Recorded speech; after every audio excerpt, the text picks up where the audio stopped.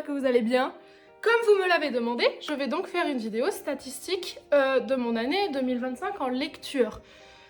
Après ça, enfin, on en aura fini et on passera officiellement à 2026. Mais bon, puisque vous me l'avez demandé, j'ai redemandé en plus hein, si ça vous intéressait pour de vrai, on m'a dit oui, vas-y, envoie-le nous. Alors, du coup, je le fais. Hein, voilà, je ne suis que votre humble serviteur, hein, finalement. Je vais sortir mon petit ordinateur, il est juste à côté de moi, comme ça, si je regarde un peu vers le bas à gauche, vous comprenez pourquoi, c'est juste que je vérifie mes stats et que je vous dise pas de bêtises.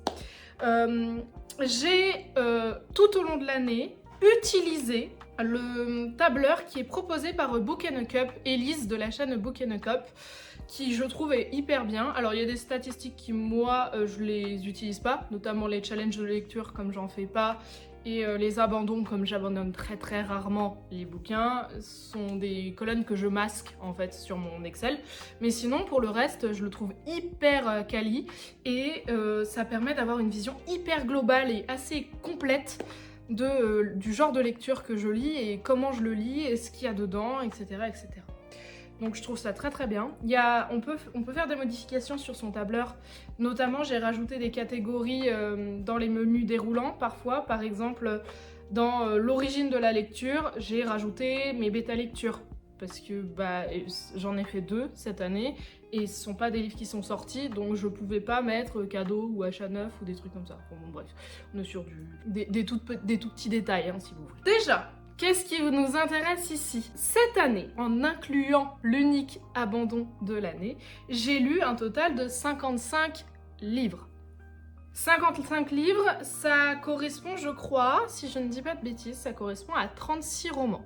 C'est peu par rapport à mes années précédentes. Pour ceux qui me suivent depuis ça fait 2 ans que j'ai ma chaîne, donc depuis 2 ans vous aurez vu la différence de vitesse de lecture avec les années 2024 et 2023. Hop, désolée, ça a coupé, j'ai eu ma collègue au téléphone pour qu'on calibre un petit peu mieux le DNB blanc qu'on va faire passer aux élèves dans une semaine, donc on a réajusté des petites corrections. Bref, ça ne vous intéresse pas, vous étiez là pour mes livres. Je disais donc que mon rythme de lecture a beaucoup changé cette année, j'en ai beaucoup parlé. Pour ceux qui nous rejoignent maintenant, c'est parce que j'ai complètement changé de vie. Ça n'est pas un impact négatif du tout, c'est vraiment juste, il faut se réadapter dans une vie complètement différente, dans laquelle j'ai moins de temps à allouer à la lecture, ce qui fait qu'à la fin de l'année, j'ai beaucoup moins de romans et de lectures générales qui ont été faites. Mais ça ne me dérange pas du tout. Je rappelle d'ailleurs de toute manière que lire n'est pas une compétition, hein. Qu'on lise un roman, 55 romans ou 105 romans dans la même année, ça ne fait pas de vous un meilleur ou un moins bon lecteur. Du moment que vous aimez lire, vous lisez ce que vous voulez, quand vous le voulez. Il n'y a pas d'injonction non plus à lire un certain nombre de pages par jour ou par mois, absolument. Vous faites ce que vous voulez, ce que vous pouvez avec les moyens du bord. Je ramène le chien à l'intérieur de la maison. Alors, ceci étant dit, certains ont vu peut-être mon post sur Instagram. On a donc un total de pages lues de 14 700 pour 3 heures d'écoute. Parce que je n'écoute pas en fait en livre audio pour l'instant, je n'ai aucun abonnement de ce style et je n'ai pas commencé à le faire. Le seul livre que j'ai lu en audio, vous le connaissez déjà, c'est un livre, c'était l'unique lecture commune de mon année et on l'a lu en audio parce qu'on l'a écouté pendant un trajet de voiture. Mais à part ça, je lis pas en audio pour l'instant. J'avoue avoir du mal à me lancer dans ce format de lecture parce que moi, je le vis comme n'étant pas vraiment ma façon de lire. C'est pas vraiment de la lecture pour moi. Alors, proportion gardée, évidemment, vous avez le droit de considérer que ça en est, ce n'est pas du tout un jugement de valeur. Pour moi, c'est pas de la lecture parce que ce qui est pour moi de la lecture, c'est quand je me pose quelque part, que je prends le temps de me poser pour consacrer 100% de mon espace mental à la lecture. Donc c'est pour ça que pour moi la liseuse c'est de la lecture et le papier c'est de la lecture. Le format audio c'est très pratique parce qu'on peut le faire en faisant autre chose et c'est le but, hein, en faisant des courses, en courant, en allant promener le chien, pourquoi pas, en faisant la vaisselle, ok. Et c'est très bien que certains s'y retrouvent avec ça, je trouve ça en fait génial parce que ça donne envie aux plus jeunes qui forcément ne se posent pas forcément pour allouer 100% de leur espace mental à la lecture, ça leur permet d'avoir un pied au moins dedans et je trouve ça très très bien. Moi, j'ai beaucoup de mal à m'y mettre parce que j'ai du mal à me trouver légitime en disant que j'ai lu un livre quand je n'ai fait que l'écouter. Ceci dit, peut-être que j'ai des réactions de vieille conne et que vous me direz à quel point la lecture audio a des vertus que je n'ai pas trouvées encore. Je comprendrai, il n'y a pas de problème, mon avis n'est pas du tout tranché. C'est juste que pour l'instant, j'arrive pas à faire cet effort mental-là. J'arrive pas à me dire, c'est de la lecture, je vais lire en audio. Pourtant, mon ex-compagnon avec qui j'ai été pendant 7 ans, il a lu des trucs en audio avec moi. Ça nous a permis de discuter de l'Assassin Royal, par exemple, que lui, il l'aurait jamais lu en papier. Mais bon, écoutez, voilà. Donc, vous ne verrez pas de lecture audio dans ce top-là, mis à part la lecture commune que j'avais faite. En termes de stats, mois par mois, janvier et février, on est sur des gros mois de lecture. En janvier, j'ai lu 14 livres, 2025, et février, j'en ai lu 10. Et après, ça se casse la tronche. On voit qu'il y a eu ma rupture de vie à ce moment-là. Mars, j'ai lu un bouquin. Avril, j'en ai lu 2. Mai, j'en ai lu 3. Juin, j'en ai lu 4. Juillet, j'en ai lu, et non 2.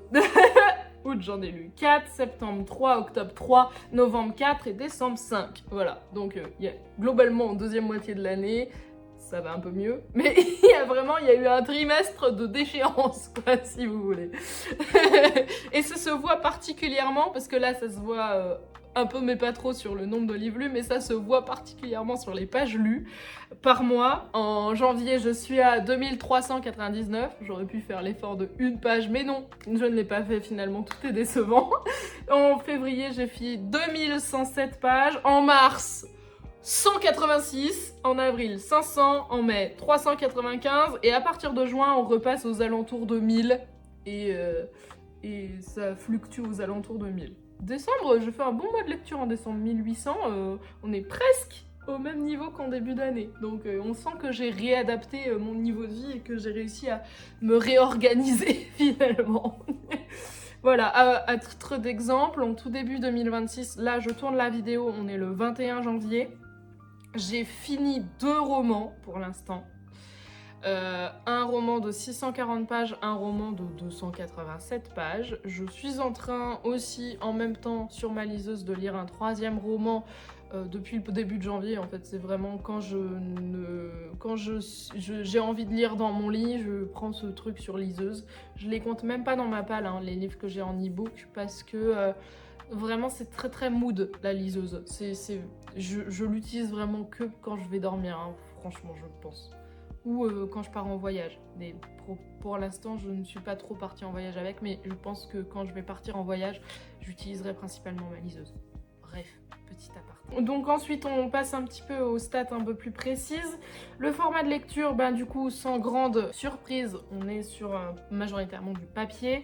49 de ces 55 lectures sont du format papier. Il y a 5 e-books, il y a un audiobook, donc on va pas épiloguer. Pareil pour la langue de lecture, je lis quasiment exclusivement en français.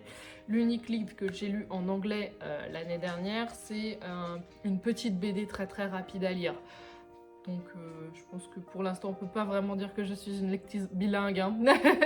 Ensuite, ce qui est intéressant à voir, c'est au niveau des one-shots ou des séries. Je lis, je le savais, je lis principalement des one-shots. Pourquoi? Probablement parce que je trouve que c'est un effort de rester très longtemps avec les mêmes personnages.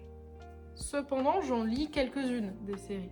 J'aime bien en fait l'effet de me dire je commence et je finis une histoire. Quand je commence un nouveau livre, je veux que l'histoire soit finie à la fin. Souvent. Pas toujours, mais souvent. Et aussi, c'est vraiment cette peur de ne pas aller au bout, vous voyez, je vais avoir commencé une série et puis en fait la vie fait que je la finirai jamais, et ça m'embête. Notamment, c'est pour ça que j'aimerais faire des relectures de Tara Duncan et A comme association, parce que je sais que j'ai jamais fini la série de Tara Duncan. Il y a, je crois, 12 livres de Tara Duncan qui sont sortis. Moi, j'en ai lu 7 ou 8. Ça m'embête de ne pas avoir fini la saga parce que je sais que j'étais hyper fan à l'époque. Avec le temps, mon temps de lecture s'était tout soufflé. J'ai pas du tout arrêté de lire la saga parce qu'elle m'intéressait plus, mais parce que j'ai perdu le temps de lecture et mon envie de lire quand j'étais aux études. C'est quelque chose que j'ai beaucoup remarqué, je fais beaucoup d'apartés dans cette vidéo, mais quelque chose que j'ai beaucoup remarqué, qui est qu'il y a une phase de la vie où on lit moins, et après on s'y remet. Bon, on parlera de ça si vous voulez dans une vidéo un peu blabla, si ça peut vous intéresser. Tout ça pour dire que j'ai lu 33 one-shots pour 22 séries, ce qui fait un ratio de 60-40%. Dans mon bilan série, alors je suis pas sûre d'avoir utilisé le tableur comme il faut, donc je pense que cette stat là elle est à prendre avec les pincettes, mais en 2025 a priori j'ai testé 4 séries sans les poursuivre, fini une série, commencé 8 séries et lu, bah du coup c'est pas logique, 9 suites de séries. Bon, je sais, franchement je suis pas sûre d'utiliser correctement le tableur pour ça, donc pincette, voilà. Ça, ce qui est intéressant aussi, c'est les genres et les longueurs de livres. Pour ce qui est du genre, j'ai lu 11 genres différents cette année. Je lis énormément de genres différents, je le savais. J'ai des lectures très mood, donc hyper éclectiques. Principalement contempo, fantasy, je le savais aussi, ça m'étonne pas du tout. Le reste est vraiment très varié, hein. On est sur romance, crime, science-fiction, poésie, paranormal, horreur, fantastique dans ce qui apparaît dans mon truc là. Mais ça peut varier d'une année à l'autre. Il y a des années je lis des classiques, des années je lis de l'historique, des années pas du tout. Là cette année j'ai lu pas mal de SF alors qu'en fait j'aime pas trop ça et je risque de pas trop en lire les années prochaines. Le chien est en train de boire son eau, désolé pour le glou-glou.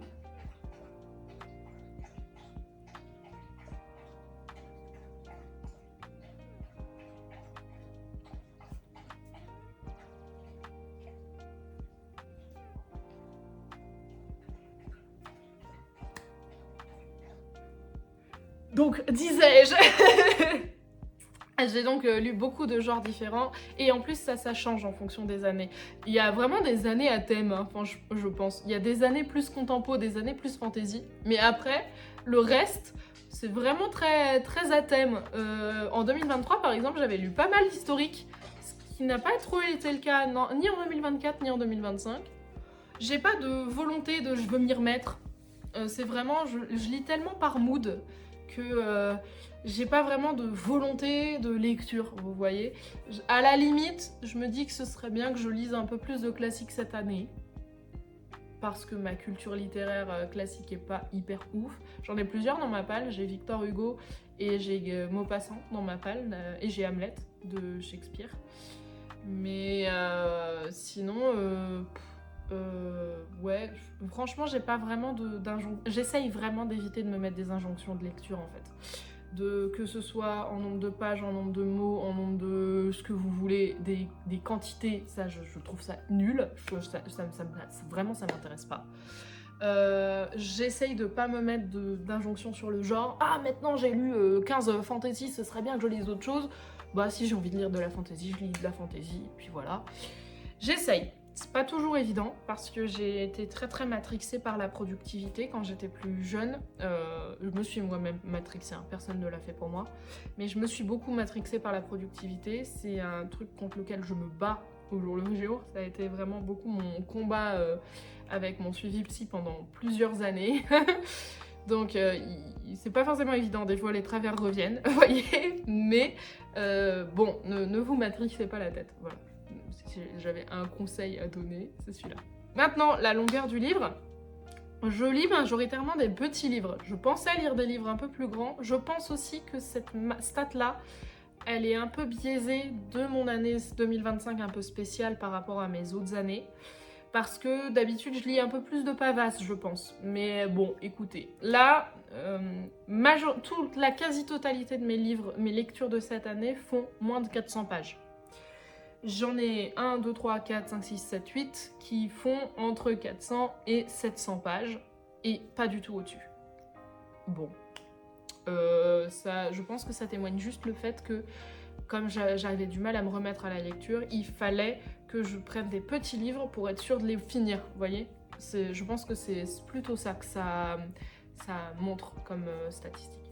Ensuite, en format de lecture, j'ai donc cette année majoritairement du roman. J'ai souvent du roman plus que le reste parce que c'est quand même le format qui me plaît le plus.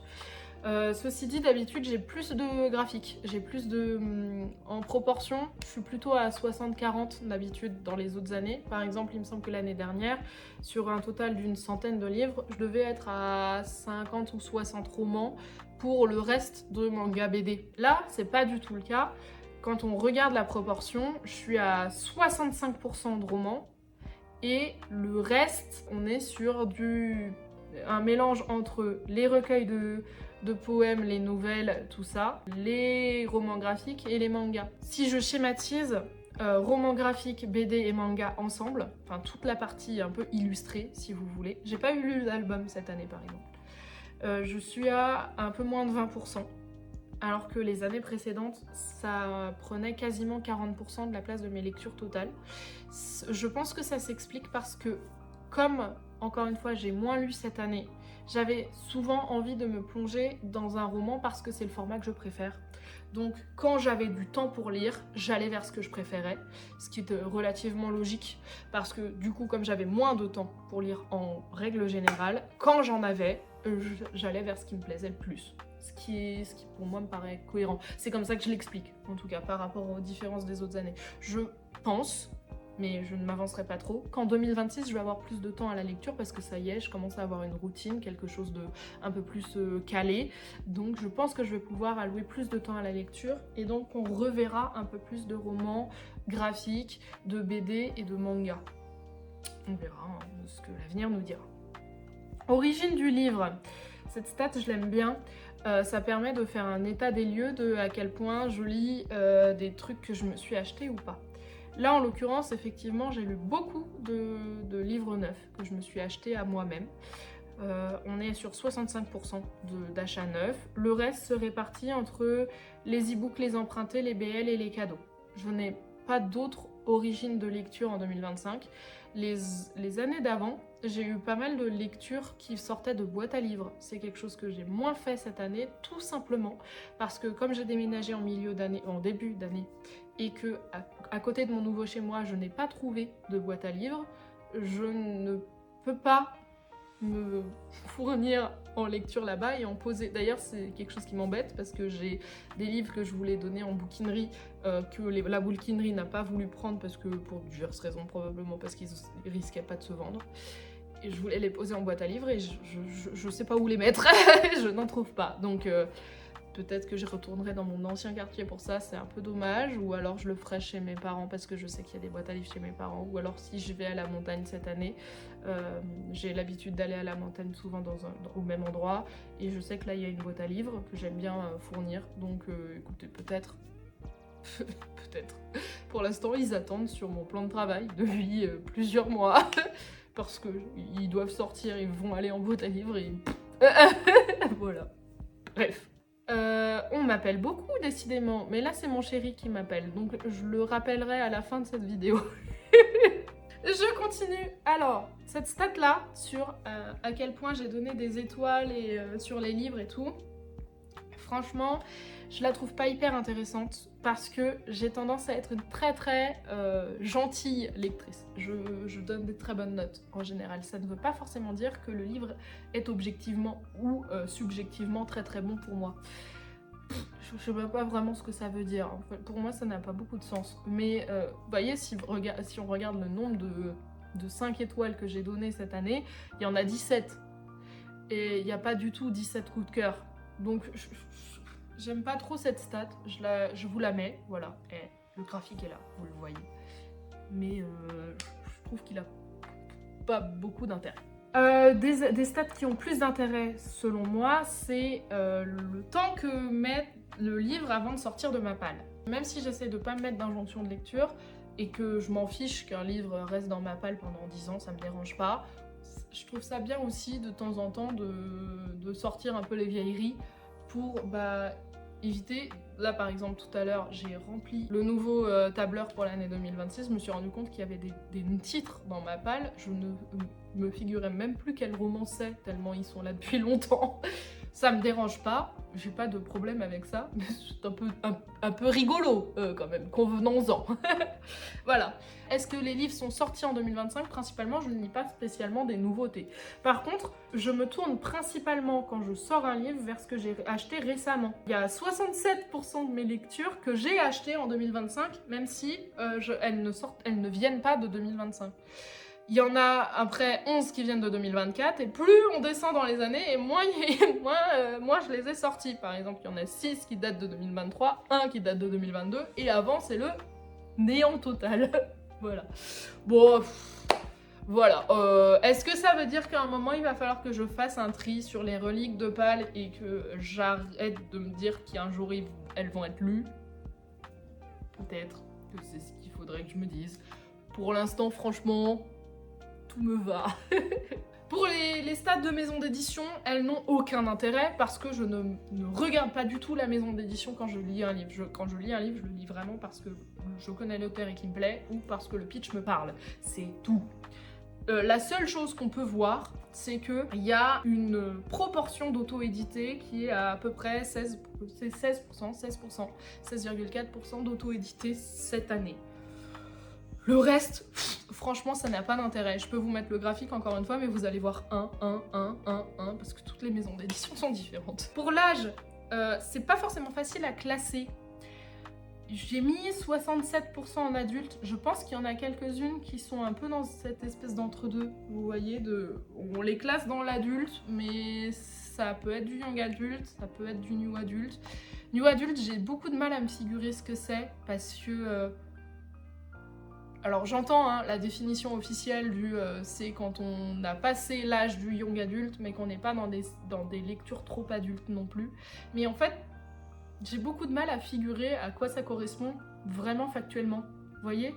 Par exemple, Plein Ciel, que j'ai lu là en tout début d'année 2026. C'est quoi pour vous? C'est du young adulte? C'est du new adulte? C'est de l'adulte? Moi je l'ai classé en adulte. Pas parce qu'il y a des scènes hautes ou des scènes de violence, il y en a, mais juste parce que la vibe de Plein Ciel me fait penser que c'est plutôt adulte. Mais La Passe Miroir, vous la placez où par exemple? Moi j'aurais tendance à la mettre en adulte aussi, c'est peut-être plutôt du young adulte La Passe Miroir? J'en sais rien en fait, je suis qui déjà pour caser les livres dans des zones d'âge. Déjà pour la cafette, je sais pas le faire. Je sais que la cafette, j'avais ciblé, mon âge cible, c'était entre 15 et 18 ans. Il se trouve que la majorité des gens qui l'ont lu sont plus jeunes. Et il y a aussi une part très non négligeable de lecteurs qui l'ont bien aimé et qui ont plus de 50 ans. Bah du coup je sais pas. Voilà, franchement cette stat là je sais pas. Donc moi j'ai fait avec ce qui était mon ressenti. J'ai essayé de voir les étiquettes, des fois même les étiquettes savent pas.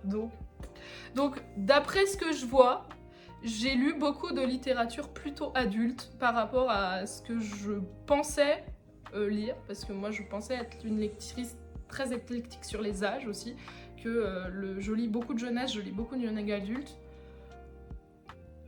Bon, franchement, je sais pas quoi faire de cette info. Voilà. Une stat qui était un peu plus pour la diversité, on a la représentation LGBT, c'est du 50-50. J'ai 50% de mes livres où il y a de la représentation dedans, 50% où il n'y en a pas. Pareil, pas d'injonction, je trouve ça bien d'en avoir 50-50. Parce qu'en fait, c'est assez relatif à la vraie vie. Dans la vraie vie, quand on rencontre des gens, il y a à peu près une chance sur deux qu'ils soient pas du même bord que vous. Et c'est pas un problème. Donc je trouve pas ça dérangeant. Je comprends ceux qui ont l'envie et le besoin d'avoir beaucoup de représentation LGBT dans leur lecture. Je trouve ça très bien, d'ailleurs, parce que ça représente un peu la vie. Je trouve ça effectivement invisibilisant quand il n'y a rien, absolument aucune représentation LGBT dans un roman où il y a énormément de personnages. Mais quand on est dans un huis clos avec 3 personnes, par exemple, hein, je pense à rien spécialement, mais bah, ça me paraît aussi logique qu'il y ait peut-être moins de représentation LGBT. Bon. Donc c'est pas une stat avec laquelle je vis mal. J'aime bien, effectivement, quand je lis un livre et que je vois qu'il y a un personnage LGBT dedans qui n'était pas du tout prévu et sur lequel on n'appuie pas. J'aime bien. Je me dis, ah, c'est de la diversité, de la vraie diversité qui est-ce qu'on voit, qui est-ce qu'on lit. Je trouve ça bien. Mais c'est pas une stat sur laquelle moi j'ai des attentes, vous voyez. Pareil pour la représentation autre. Là j'ai diversité corporelle, handicap, TDS, parce que j'ai lu un livre qui parlait de geisha, donc on avait du travail du sexe dedans. Deux livres qui parlaient de geisha, donc du coup voilà. Neurodivergence et maladie mentale, il y a très peu de livres qui montrent cette diversité dans moi ce que je lis. Diversité corporelle, on est voyé à 42%, et 42% ça représente 6 livres lus dans l'année. Donc en fait sur ma part de livres lus, on n'est pas sur beaucoup. Il y a assez peu de représentations diverses dans mes lectures. Ça j'aimerais bien que ça bouge un peu, parce que effectivement 100% des gens n'ont pas un corps valide. Vous voyez ce que je veux dire? Et je trouve ça bien qu'on voit un peu des diversités à ce niveau-là. Bon. On va voir. Après, pareil, je ne choisis pas mes lectures en fonction de ça. Si ça arrive dans ma lecture, je trouve ça très bien. Si ça n'arrive pas, dommage. Voilà, j'en suis pas c'est nécessaire, vous voyez ce que je veux dire? C'est encore une fois, hein, je mets beaucoup de pincettes, si c'est important pour vous, c'est très bien. Et c'est très bien de le diversifier, c'est très bien de le mettre dedans et de le regarder, et je trouve ça a beaucoup de sens en fait.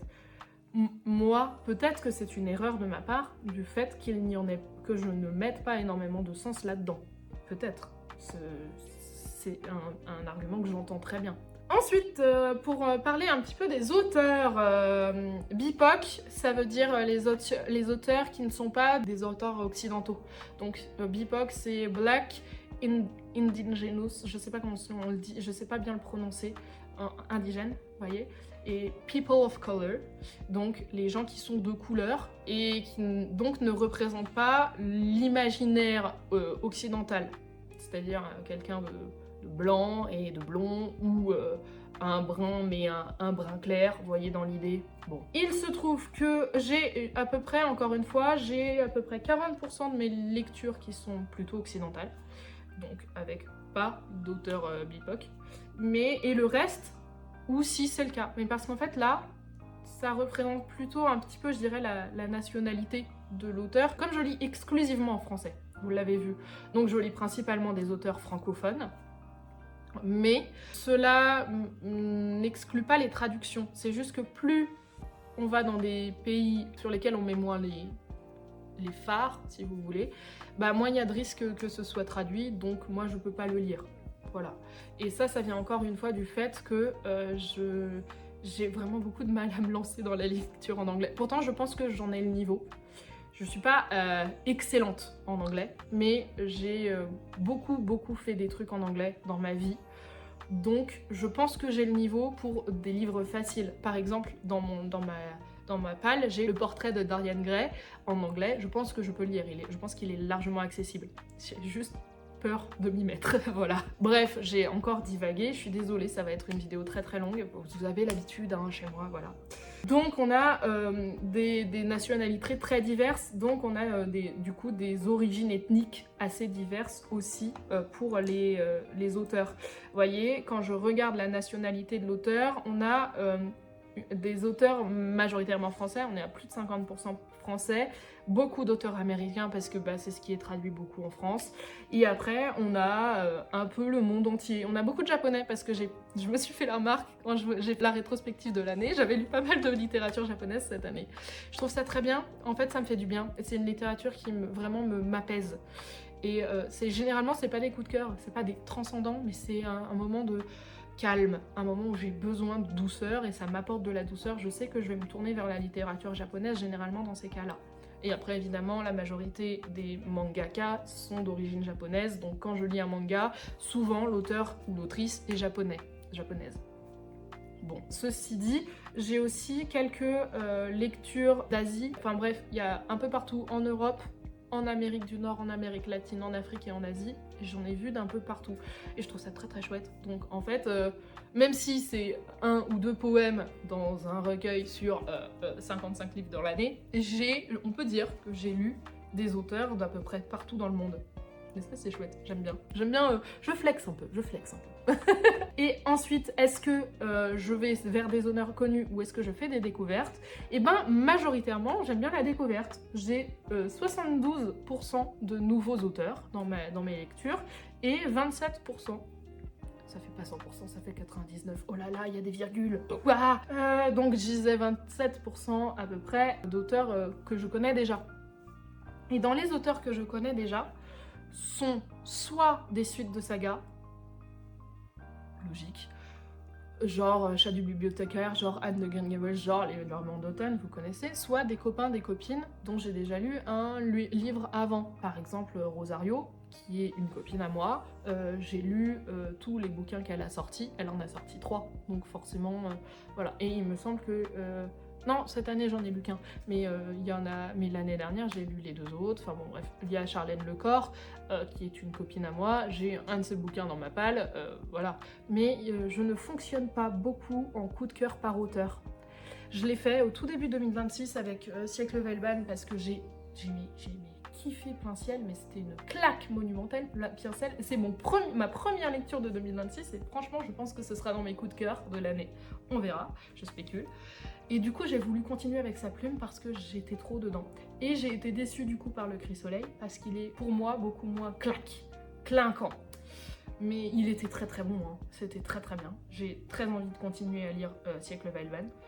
Mais je pense qu'en fait, vraiment, je ne fonctionne pas trop par auteur. Je pense vraiment que je fonctionne par tellement mon mood change tellement que j'ai besoin de ça à tel moment, et si le match se fait, c'est là qu'on a un coup de cœur. Vous voyez ce que je veux dire?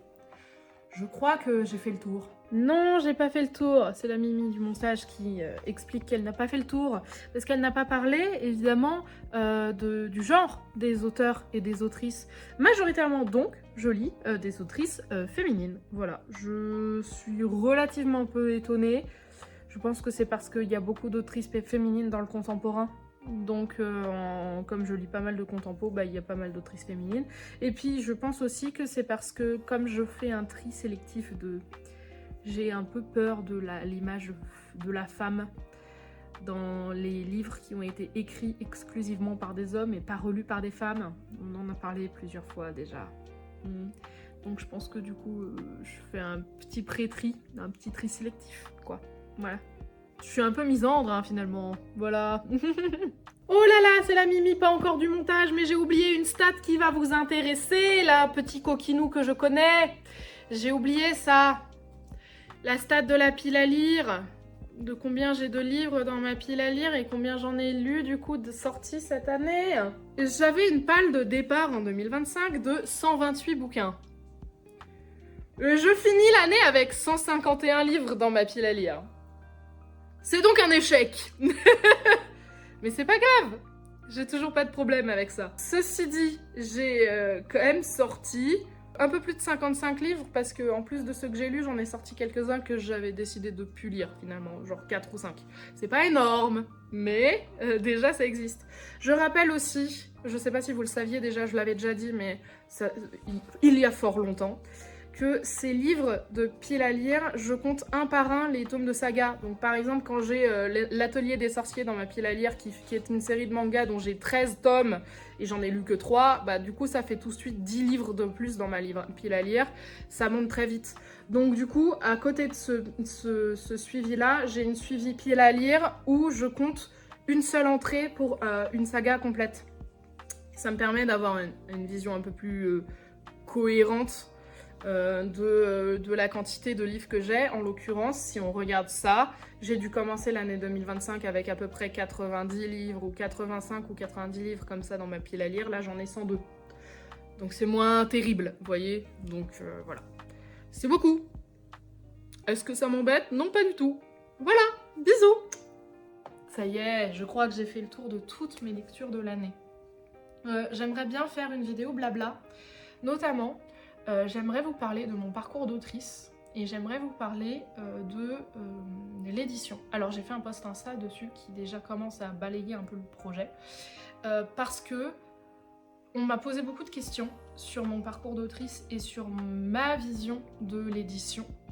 Je ne connais pas l'auto-édition, donc je ne pourrais vous faire un retour que de ma vision d'autrice en tant que auteur pas encore publié, puis auteur publié en petite structure en maison d'édition, à compte d'éditeur.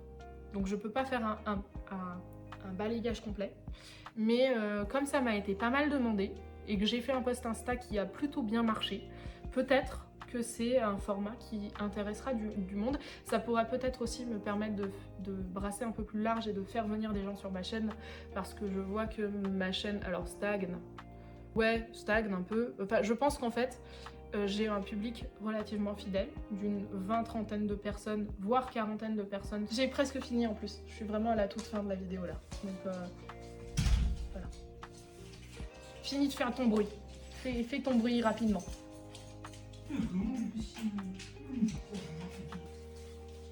De toute façon, tout ça sera coupé, on s'en fout. En théorie. Je sais pas, peut-être je vais mettre le bisou. Je peux finir. Disais-je, je vais vous faire cette vidéo là de parcours d'auteur et de toutes ces histoires d'édition. Je pense qu'effectivement ça pourra peut-être faire venir un public un peu plus large. Ce que je disais, c'est que je vois que j'ai un public bien ancré, qu'il y a entre 30 et 40 personnes qui regardent quasiment systématiquement mes vidéos quand elles sortent, avant même que j'en fasse la promo sur Instagram. Donc je suis très contente de ça, merci beaucoup, je vous aime très fort. Je le dis pas assez, mais ça me fait hyper chaud au cœur. Je me dis, là, peut-être qu'il faut que je me diversifie pour peut-être faire venir du monde. Si j'ai envie de grandir, ça pourrait être une idée. Bon, bref. Je sais que je vous avais dit que peut-être je ferais une vidéo blabla marque-page, de tri de marque-page. J'ai pas eu beaucoup de retours à ce niveau-là, mais j'ai plein de blabla que je peux faire, donc bah écoutez, peut-être. Voilà. Sur ces belles paroles, cette vidéo est beaucoup trop longue, mais ça va m'amuser de la monter. J'ai hâte, finalement. Je vais vous faire à tous et à toutes d'énormes bisous. Je vais vous souhaiter de très belles lectures, de très belles rencontres, qu'elles soient livresques ou non. Je vais vous souhaiter tout le bonheur du monde et que quelqu'un vous tende la main.